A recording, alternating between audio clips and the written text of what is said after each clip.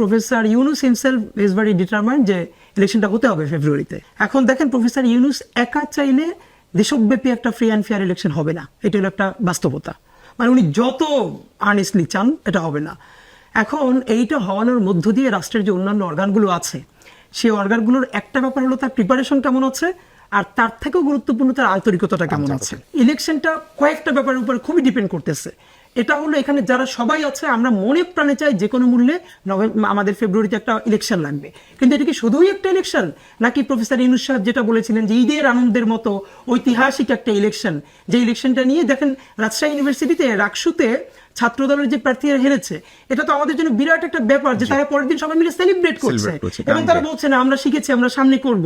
তা আমরা এমন একটা ইলেকশন দেখতে চাই আমরা জিতি হারি সবাই মিলে সেলিব্রেট করব, কিন্তু আমাদের কালচার তো সেটা নাই। এখন সেটা করতে হলে যে বাধাটা হবে আমি মনে করি এখানে অনেকগুলো স্টেক হোল্ডার আছে যারা মিলে চেষ্টা করবে হয়তো এই সরকারকে ফেল করানো হোক অথবা যে কোনোভাবে হোক নির্বাচনটা বানচাল করবার। তো এই নির্বাচনটা যাতে বানচাল না হয়, এখন আপনি সেটার আবার কি করলেন যে বানচাল না করে বরং যাতে ইলেকশনটা হয়ে যায়, তাহলে যদি আবার একটা নামকা হস্তে ইলেকশন করলেন সেটা তো আরো ভয়াবহ ব্যাপার।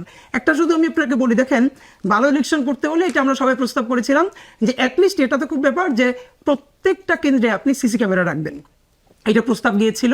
আমরাও সবাই বলেছি যে এটা খুব দরকার। অনেকে বলেছিল বডি ক্যামেরাও থাকতে পারে, তখন বলেছে যে না বডি ক্যামেরাটা হচ্ছে ওয়ান টু ওয়ান ইন্টারাকশনের ক্ষেত্রে এটার দরকার নাই, অ্যাটলিস্ট সিসি ক্যামেরায় যাতে আপনি ধরতে পারেন যে এখানে কি ঘটনা হয়েছে না হয়েছে।